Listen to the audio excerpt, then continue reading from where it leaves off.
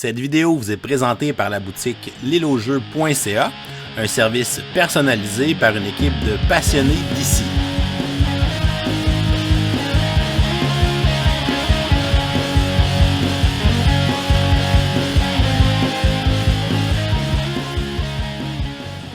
Salut les mini-gamers, bienvenue sur la chaîne du Professeur Board Game, c'est Bruno, je vais être votre parent accompagnateur. Aujourd'hui, on va regarder ensemble le jeu Les Tours Ambulantes. C'est un jeu d'Abacus Pielé, sorti en 2022. La traduction française est faite par Oya. C'est un jeu des auteurs Wolfgang Kramer et Michael Kissling.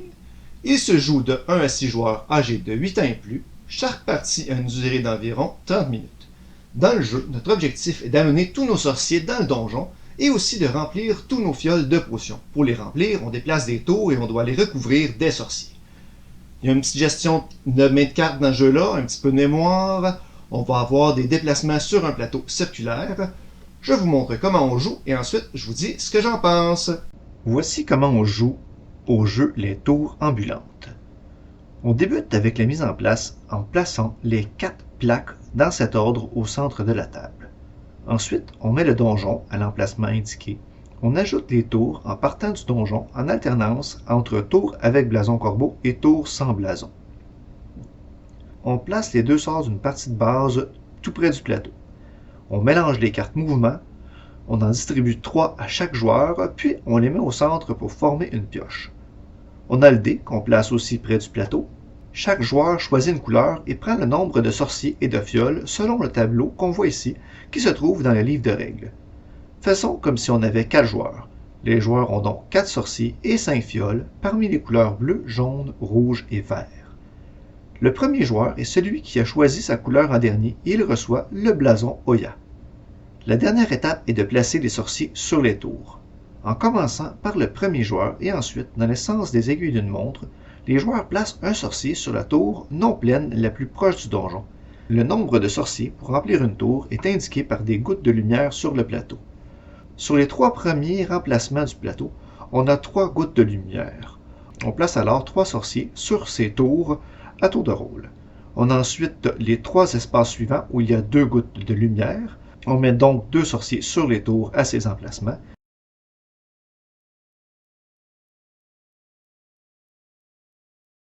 Et finalement, les 3 dernières tours ne peuvent contenir qu'un seul sorcier, indiqué par une goutte, sur ces emplacements.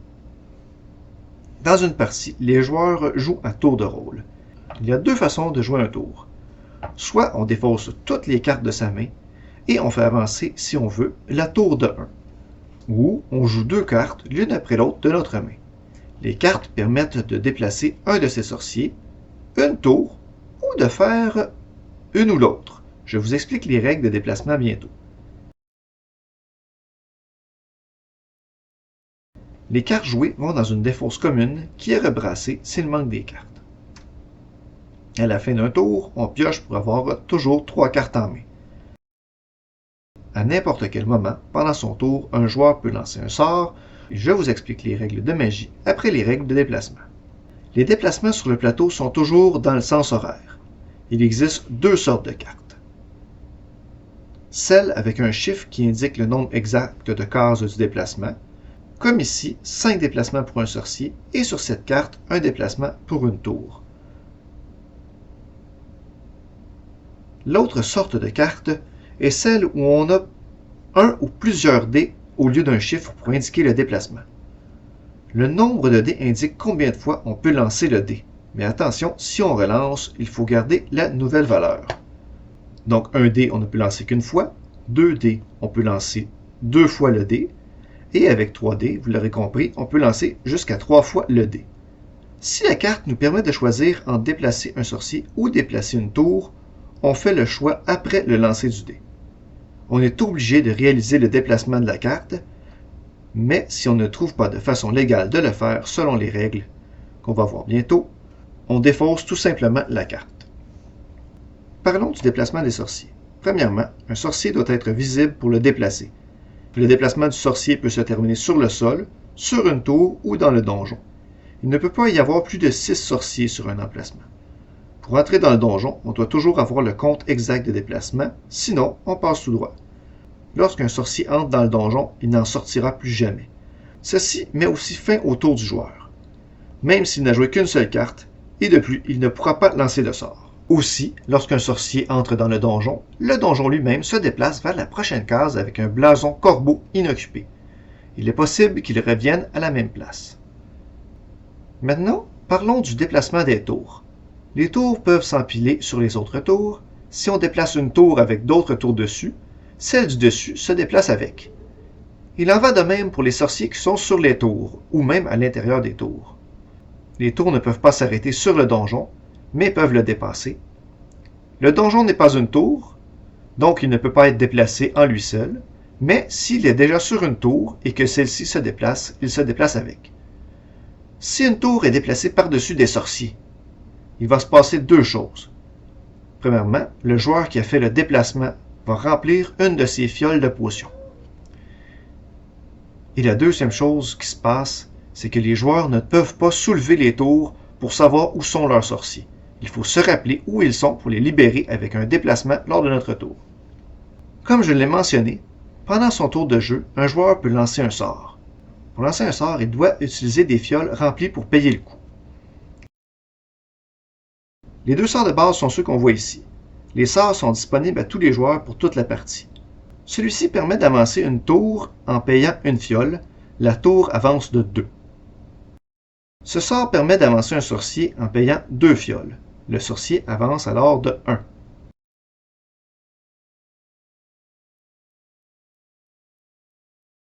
Si, en utilisant un sort pour déplacer un sorcier, le sorcier entre dans le donjon, le tour du joueur est terminé, même s'il n'a joué aucune carte. Normalement, une fiole utilisée est écartée du jeu, mais je préfère les tourner à l'envers, comme ici, ce qui est plus facile à la fin de la partie pour compter les fioles qui ont été remplies, parce que même ceux qui ont été utilisés comptent pour la condition de fin de partie. La fin de la partie est déclenchée lorsque tous les sorciers d'un joueur sont dans le donjon et que tous les fioles de ce joueur sont remplies. Lorsque la fin de la partie est déclenchée, on finit la ronde de jeu et les joueurs entre le joueur qui a déclenché la fin de la partie et le premier joueur jouent un tour. Ainsi, tous les joueurs ont joué le même nombre de tours de jeu. Une fois la partie terminée, si un joueur a réussi l'objectif de mettre tous ses sorciers dans le donjon et de remplir tous ses fioles, il est déclaré gagnant. Si plus d'un joueur ont réussi, c'est celui qui a dépensé le moins de fioles pour faire des sorts qui gagne. S'il y a encore égalité, la victoire est partagée. Et voilà, c'est comme ça qu'on joue aux tours ambulantes. Je vous reviens avec mon opinion personnelle. Qu'est-ce que je pense du jeu Les Tours ambulantes? Tout d'abord, quand on ouvre la boîte et qu'on sort le matériel, on a du dépunchage à faire et on a de l'assemblage à faire. Pour les tours, ici, il faut les assembler, pour le donjon aussi. Heureusement, le matériel est de qualité, j'ai rien brisé en dépunchant, en construisant, et en plus, ça tient bien ensemble, pas besoin de mettre de colle. Et en plus, une fois monté, ça se range tout dans la boîte, pas besoin de le démonter. On a les cartes de déplacement, des belles cartes, je pense qu'ils se maganeront pas rapidement. Et on a des petits bonhommes sorciers. Les petits bonhommes sorciers sont très jolis. Par contre, il y a eu une économie de production. On ne peut pas jouer avec tous les nombres de joueurs qu'on voudrait avec les différentes couleurs. Par exemple, si on veut jouer les oranges ou les mauves, il faut jouer à 5 ou 6 joueurs. Désolé David, désolé LP. Sur la boîte, je reviens sur la boîte, sur le côté, on retrouve des rappels des règlements, surtout justement du petit tableau qui nous dit avec quel sorcier et le nombre qu'on doit utiliser de sorciers et de fioles pour jouer. Les règlements. Moi, j'ai accroché un petit peu en lisant ces règles-là. Il a fallu que je fasse 1-2 relectures de plus pour bien les comprendre. Il y avait des petites tournures de phrases que j'accrochais dedans. Pourtant, ils sont dans le bon ordre. Ils sont dans le bon ordre. On a un aperçu général du jeu. On a après ça dans le détail de chacun des déplacements. Un peu comme je voulais montrer dans les règles. Mais il y a une autre affaire des règlements qui a agacé mon esprit logique. Moi, c'est important, je me fais comme des tableaux, des diagrammes dans ma tête, là. Puis j'essaie de comprendre toutes les situations qui peuvent arriver dans le jeu, et s'ils ne sont pas tous expliqués, ça m'agace un brin. Dans ce jeu-là, particulièrement, ce qui m'agaçait, c'est que c'est pas décrit dans les règles qu'est-ce qui arrive si tous les sorciers sont rendus dans le donjon, puis qu'il n'y en a plus pour déplacer nos tours dessus afin de remplir les fioles, puis qu'il nous reste tous des fioles à remplir. C'est pas expliqué dans les règles. Je me suis informé auprès de Oya. Ils m'ont répondu rapidement, excellent service. Et ce qui arrive, c'est qu'en réalité, ça arrive jamais. En pratique, ça s'est jamais produit. Puis ils ne voulaient pas alourdir les règles avec ça. Donc, ce qu'il faut faire, si jamais ça vous arrive, vous voulez le savoir comme moi, c'est l'exception à la règle que les sorciers ne peuvent pas sortir du donjon. À ce moment-là, vous avez le droit d'en sortir un pour pouvoir accomplir les objectifs de remplir les fioles. Dans les mécaniques, on retrouve la gestion de main de cartes. Une gestion de 3 cartes, c'est pas gros, mais c'est suffisant pour faire une belle introduction pour les plus jeunes. Surtout qu'on ne peut pas vraiment planifier notre coup tant que notre tour n'est pas revenu, parce que les tours vont se déplacer, les sorciers vont bouger. Mais avec juste 3 cartes, on peut quand même bien voir nos options. On en joue 2 sur les 3, c'est un petit côté stratégique à la partie. Si on les veut pas, on peut s'en débarrasser et on a quand même le bonus de déplacer une tour. L'aspect mémoire dans les mécaniques de ce jeu-là, c'est ce qu'on a moins apprécié ici, parce que c'est quand même facile avec tous les déplacements de tour de perdre où sont nos sorciers. Mais je pense que ceux qui vont aimer ce jeu-là, ils vont aimer cet aspect-là de chaos, de sont rendus où mes sorciers, oh merde, tu les as cachés. Par exemple, avec différents niveaux de personnes qui ont différents niveaux de mémoire, ça peut être un petit peu punitif puis ça crée un écart. Le déplacement en tournant sur le plateau, ça peut sembler un peu aléatoire, dépendre des cartes qu'on pige, mais c'est pas dénué de stratégie parce qu'on en choisit 2. Si on choisissait juste une carte, on serait toujours défaire ce qu'on est en train de faire, mais en choisissant 2 cartes, on peut quand même accomplir des objectifs de couvrir des sorciers, remplir des fioles, puis aller dans le donjon. On a aussi, j'ai parlé de stratégie, ce jeu-là n'est pas dénué complètement de stratégie, c'est pas juste le chaos. Par exemple, si on déplace nos sorciers seuls à des endroits, puis qu'après ça ils se font couvrir, il y a juste nous autres qui vont avoir intérêt à les libérer. Donc il y a un petit aspect de « Hey, si je me mets avec d'autres sorciers, puis qui se font couvrir, mais les autres joueurs aussi vont avoir intérêt à les libérer. » Donc c'est pas dénué de stratégie. Dans le jeu, j'en ai pas parlé, il y a une autre variante qu'on peut rajouter d'autres sorts qui changent un peu les règles de magie qu'on peut en jouer pendant le tour des autres joueurs si le joueur actif a décidé de ne pas lancer de sort.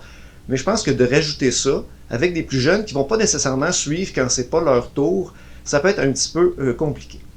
Il y a aussi un mode solo, un mode coopératif. Malheureusement, je ne l'ai pas essayé, je ne peux pas vous en parler. Je vais donner la note de C à ce jeu-là. C'est un jeu correct, un jeu que malheureusement ici n'a pas nécessairement levé à cause de l'aspect de mémoire. Mais on a tous aimé de construire des tours le plus haut possible, de déplacer des tours ensemble. C'est très tactile, c'est très dynamique et ça en jette un peu quand on les regarde sur la table. C'est tout pour aujourd'hui. Si vous n'êtes pas encore abonné à la chaîne, vous pouvez le faire avec le petit bonhomme ici en bas. Surveillez sur les autres vidéos de la chaîne le saut d'approbation du parent accompagnateur. Vous pouvez nous suivre sur Facebook et Twitter et Instagram. Si vous aimez notre contenu, que vous voulez nous encourager, allez voir notre page Patreon. À la prochaine les minigamers et continuez de gamer!